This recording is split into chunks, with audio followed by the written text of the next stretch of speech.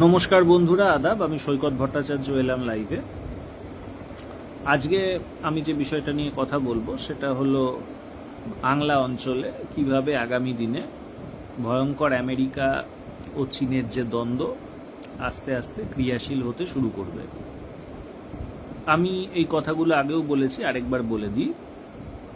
বাংলাদেশের মতো যত ছোট অর্থনীতির দেশ আছে, এমনকি ভারতকেও ফেলা যায়, ছোট বলতে আমেরিকা ও চীনের তুলনায় অনেক ছোট, এদের একটা সমস্যার মুখে এখন এরা পড়ছে।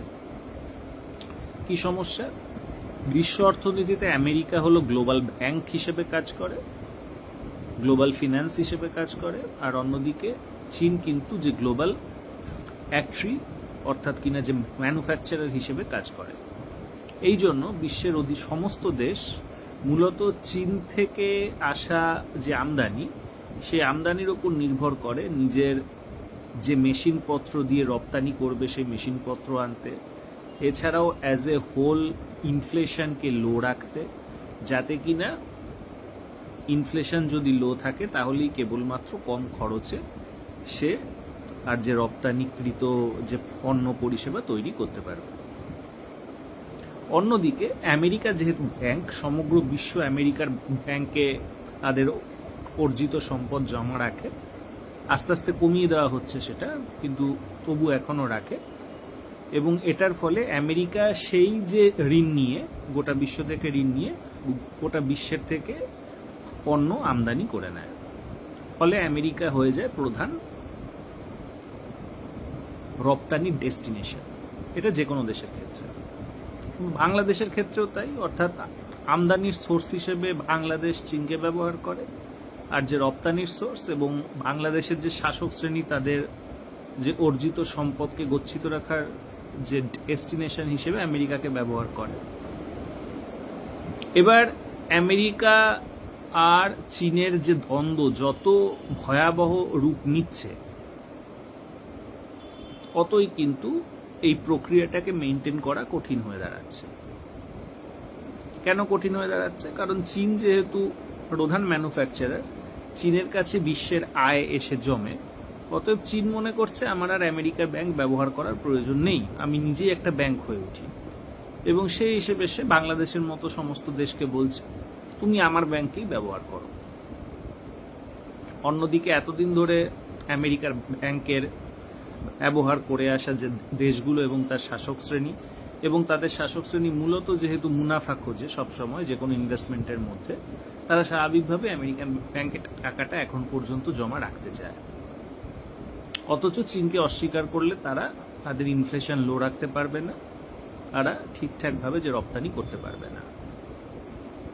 এই জটিল পরিস্থিতি আমি মনে করি না বাংলাদেশের শাসক শ্রেণী এটাকে সলভ করতে পারবে। কারণ এটাকে সলভ করার একটা উপায় হলো চীনের যে ডাউনস্ট্রিম ইন্ডাস্ট্রিগুলো বাংলাদেশে তৈরি করা। ফলে চীনের যে ডাউনস্ট্রিম ইন্ডাস্ট্রিগুলো যদি বাংলাদেশে হয়, তাহলে বাংলাদেশের ইন্ডাস্ট্রির যে পণ্য সে চীনে রপ্তানি করতে পারবে, এবং বদলে সে ইউয়ান নেবে, এবং কিনা যে সেই ইউয়ান দিয়েই আবার সে চীন থেকে জিনিসপত্র কিনে নেবে, অথবা চীন থেকে সে ইনভেস্টমেন্টও তখন ইউয়ানে নিতে পারবে। আমেরিকা লিটারালি স্কোয়ার আউট হয়ে যাবে। কিন্তু এটা করার প্রধান বাধাটা হলো আমেরিকার সম্পত্তির বাজার সবচেয়ে বেশি লাভজনক। অতএব আমেরিকা ব্যাংকে ইনভেস্ট করাটাই বাংলাদেশের যে মুনাফাখোর শাসক শ্রেণী বেশি গুরুত্বপূর্ণ বলে মনে করবে, এবং কাজে কাজে সে কিন্তু আমেরিকা থেকে নিজেকে সরিয়ে আনতে পারবে না। ফলে একুল রাখি না ওকুল রাখি এই দ্বন্দ্বের মধ্যে পড়ে একটা ভয়ঙ্কর বিস্ফোরণের জন্য বাংলাদেশ কিন্তু অপেক্ষা করে বসে আছে। সত্যি বলতে বাংলাদেশকে যদি পুরোপুরিভাবে চীনের দিকে সরে যেতে হয়, তাহলে একটা বিশাল একটা বিপ্লব লাগবে, যেখানে কিনা তাদের যে মুনাফাখোর যে শাসক শ্রেণী আছে, যে সর্বোচ্চ মুনাফা খোঁজা যে শাসক শ্রেণী, এই শাসক শ্রেণীকে পুরোপুরিভাবে হটিয়ে দিতে হবে শাসন ক্ষমতা থেকে। এবং এটা করা অত্যন্ত কঠিন কাজ, কিন্তু এটা ছাড়া বাংলাদেশ কখনোই মুক্তি পাবে না। এই কিছুদিন আগে আলগোর এসে যেমন আবার বাংলাদেশের প্রধানমন্ত্রীকে খোঁচা দিয়েছে যে তুমি কিন্তু অতিরিক্ত চীনের দিকে হেলে পড়ছো, এই খোঁচাগুলো চলতেই থাকবে। এবং এটা স্বাভাবিকভাবে বাংলাদেশের শাসককে অজনপ্রিয় করে তুলবে বাংলাদেশের মানুষের কাছে, এবং এক ধরনের যে টেনশন চলতে থাকবে বাংলাদেশ জুড়ে। অন্যদিকে আমাদের যে ওয়েস্ট বেঙ্গলে আমরা এটা দেখতে পাচ্ছি, সেটা হলো প্রায় জোরজার করেই বিজেপি ক্ষমতায় চলে এসছে। যদিও বিজেপিকে আবার তৃণমূল বলতে আমরা যে তোলাবাজ উচ্চবর্ণের শাসক শ্রেণীকে বুঝতাম, বাঙালি শাসক শ্রেণী, এরাই এবার বিজেপিকে কিন্তু হাইজ্যাক করে দিচ্ছে। এবার অর্থাৎ শাসক শ্রেণীর কোনো প্রায় পরিবর্তনই হচ্ছে না। এবার এরা কি করে আগামী দিনে, একদিকে ওবিসি সম্প্রদায় রয়েছে, যেমন গোয়ালা, আগুরি, বিজেপির মধ্যে অগ্নিমিত্রা পাল, তারপর দিলীপ ঘোষের মতো লোকেরা আছেন যারা ওবিসি সম্প্রদায়ের লোক, যাদের মোটামুটি একটা শক্তিশালী কৃষি সমাজের একটা বেস আছে। অন্যদিকে গুজরাটি, মারোয়াড়ি, পুঁজি এবং যে বিহারি শ্রমিকরা আছে, অর্থাৎ হিন্দিভাষী গুজরাটি ইমিগ্রেন্টরা আছে, এবং অবশ্য বাঙালি উচ্চবর্ণরা আছে, এবং অন্যদিকে মুসলিমরা আছে। তৃণমূলের আমলে আমরা খুব ক্লিয়ারলি দেখেছিলাম বাঙালি উচ্চবর্ণ এবং মুসলিমদের একটা জোট কাজ করছে, কিন্তু সেই জোটটা অবশ্যই শুভেন্দু অধিকারী নেতৃত্বে যে সরকার এসছে বিজেপি, সেখানে কাজ করবে না। সেজন্য যদিও শুভেন্দু অধিকারীর শ্রেণীগত চরিত্র এক, কোলাবাজ, কিন্তু সে মুসলিম উচ্চবর্ণের যে ঐক্যবদ্ধতা আমরা দেখেছিলাম তৃণমূলের আমলে, সেটা এইবারও হবে এরকমটা কোনো কারণ নেই। বরং মুসলিম বিরোধী পলিসিতে এই উচ্চবর্ণ শুভেন্দু অধিকারীর মতো, আর অন্যদিকে পুরনো বিজেপির যে ওবিসি নেতারা আছে দিলীপ ঘোষের মতো, এদের মধ্যে কিন্তু একটা কম্পিটিশন শুরু হতে পারে যে কে বেশি অ্যান্টি মুসলিম, এবং এটা করে সে কেন্দ্র এবং হিন্দি গুজরাটি সাম্রাজ্যকে মানে কে বেশি অনুগত এটা শো করার জন্য একটা কম্পিটিশন শুরু হয়ে যেতে পারে, এবং এই কম্পিটিশনের শেষ পরিণতি কিন্তু ভয়ঙ্কর হতে পারে। এখানে প্রায় 30%-এরও বেশি মুসলিম আছে, এবং তাকে কেন্দ্র করে একটা ভয়ঙ্কর বিস্ফোরণ কিন্তু তৈরি হতে পারে। এই জন্যে আমরা বুঝতে পারছি যে বাংলাদেশ হোক, আসাম হোক, ওয়েস্ট বেঙ্গল হোক, এই পুরো জায়গাটাই একটা ভয়ঙ্কর একটা বিস্ফোরণের জায়গাতে দাঁড়িয়ে আছে। এটা বিস্ফোরণ হবেই। তার আরেকটা কারণ হলো আসাম এবং ওয়েস্ট বেঙ্গল এবং ইস্ট বিহারে মুসলিমদের যে জনসংখ্যার শেয়ারটা বৃদ্ধি পাচ্ছে। এর কারণ হলো বাঙালি হিন্দুদের বার্থ রেট, জন্মহার অত্যন্ত কম। এটা আগামী দিনে তাই শেয়ারটা আরও বাড়বে, এবং সেটা স্বাভাবিকভাবেই দিল্লিকে আরও চাপে ফেলে দেবে, এবং সে অনিবার্যভাবে কিছু অ্যাকশন নেবে।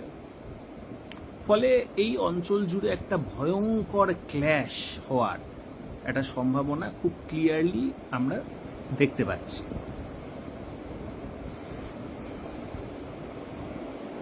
অন্যদিকে আমরা চীনকে দেখছি যে অরুণাচলে আস্তে আস্তে সে আরো বেশি বেশি এলাকা ক্রোক করছে। নরেন্দ্র মোদী একদম ঠিক কাজ করছে, কোনো ধরনের দ্বন্দ্বে না গিয়ে বিষয়টাকে এড়িয়ে যাওয়া। কারণ যদি সে দ্বন্দ্বে যায় তাহলে সেটা ভুল হবে, কারণ চীন ভারতের থেকে অপেক্ষাকৃত শক্তিশালী দেশ, সুতরাং ভারতের উচিত যে দ্বন্দ্ব এড়িয়ে চলা। অন্যদিকে চীনের উচিত যে দ্বন্দ্ব হলে কোনো অসুবিধা নেই, সুতরাং চীন আরো বেশি এগোবে।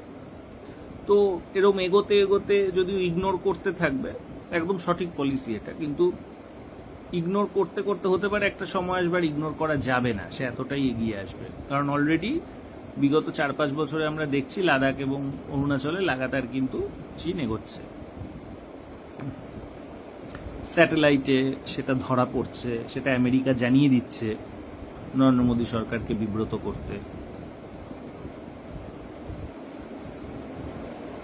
এবং আরো অজস্র কাজ এরা করে চলেছে। তো এরকম একটা ভয়াবহ সিচুয়েশন কিন্তু এখানে আস্তে আস্তে গ্রো করছে। অন্যদিকে আমেরিকার যে মিশনারিজ আছে, বিশেষ করে ইভাঞ্জেলিক্যাল এবং প্রোটেস্ট্যান্ট চার্চের যে মিশনারি অ্যাক্টিভিটিগুলোকে কাউন্টার করার জন্য নরেন্দ্র মোদী সরকার একটা যে বিল এনেছিল, এফসিআর বিল, শোনা যাচ্ছে জেডি ভান্সের কথায় আমেরিকার চাপে সেটা শীতঘরে পাঠিয়ে দেওয়া হচ্ছে। আমেরিকার কথা শুনে আমাদের মহান নরেন্দ্র মোদী সরকার কিন্তু তাদের এগ্রিকালচার অর্থাৎ কিনা কৃষি মার্কেট ওপেন করে দেওয়ার কথা চিন্তা করা শুরু করেছে। ইনফ্যাক্ট করে দেবেই বলা হয়েছে, যদিও এর বিরুদ্ধে কৃষক একটা বিদ্রোহ হবে খুব স্বাভাবিকভাবেই। এবং আমরা দেখতে পাচ্ছি নানাভাবে নরেন্দ্র মোদী সরকারকে বিব্রত করার জন্য একের পর এক মুভমেন্ট তৈরি করা হচ্ছে। ফর এক্সাম্পল, ককরোচ জনতা পার্টির নেতা কে দেখা যাচ্ছে যে সিএনএন-এ উনি বক্তব্য রাখছেন। সিএনএন-এ কাদের বক্তব্য রাখতে দেওয়া হয়? যারা আমেরিকার নেক নজরে থাকে। অন্য কোনো নরেন্দ্র মোদী বিরোধী লোককে তো বক্তব্য রাখতে দেওয়া হয়নি, সিজেপিকে দেওয়া হয়েছে। তো এর থেকে ক্লিয়ার হয়ে যায় যে আমেরিকাও এখানে আস্তে আস্তে করে ঢোকার আপ্রাণ প্রচেষ্টা চালিয়ে যাচ্ছে। সাধারণত দুটো বড় পাওয়ারের যখন ক্ল্যাশ হয়, একটা ডিক্লাইনিং লাইক আমেরিকা আর একটা রাইজিং লাইক চায়না, তখন বিশ্বজুড়ে স্থিতাবস্থা শেষ হয়ে যায়।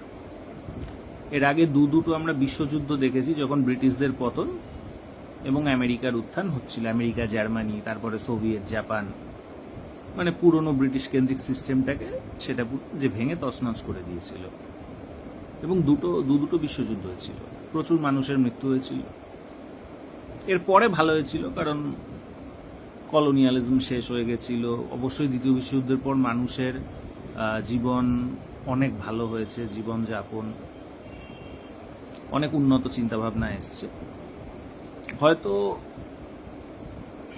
এখানেও দেখা যাবে শেষ পর্যন্ত ফলাফল এটাই হবে যে অনেক ভালো কিছুই হবে বিশ্বের জন্য, কিন্তু ফলাফল হওয়ার আগে অবধি প্রচুর ক্ষয়ক্ষতি হবে বলেই মনে হচ্ছে। এবং আমরা দেখেছি যে দ্বিতীয় বিশ্বযুদ্ধের পর যেভাবে বাংলা বদ্বীপ অঞ্চলে ভয়ঙ্কর একটা দিন এসেছিল, বাংলা ভাগ হয়েছিল, দুই বাংলা জুড়ে বিপুল পরিমাণে দাঙ্গায় প্রচুর সাধারণ মানুষের মৃত্যু হয়েছিল। আবারও কিন্তু এইবারও যখন বিশ্বের যে শক্তি ভারসাম্যে পরিবর্তন আসছে, বাংলা বদ্বীপে আবারও কিন্তু ভয়ঙ্কর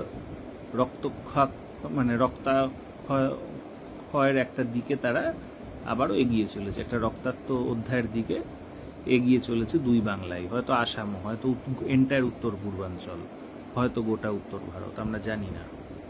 কিন্তু পরিস্থিতি খুবই একটা ভয়ানক দিকে আস্তে আস্তে করে এগিয়ে চলেছে।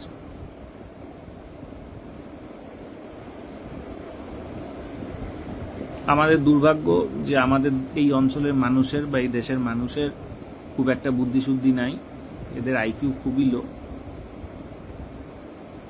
ফলে এরা এগুলো বুঝতে পারে না। এবং যখন ঘটনাটা ঘটে তখন এরা আতঙ্কিত হয়, তারা ভাবে কখন কি হয়ে গেল। কিন্তু যেটা ঘটবে সেটার বীজগুলো অলরেডি বপন করা হয়ে যাচ্ছে এখনই। যাই হোক, আপনারা ভালো থাকবেন। অজস্র ধন্যবাদ আপনাদেরকে।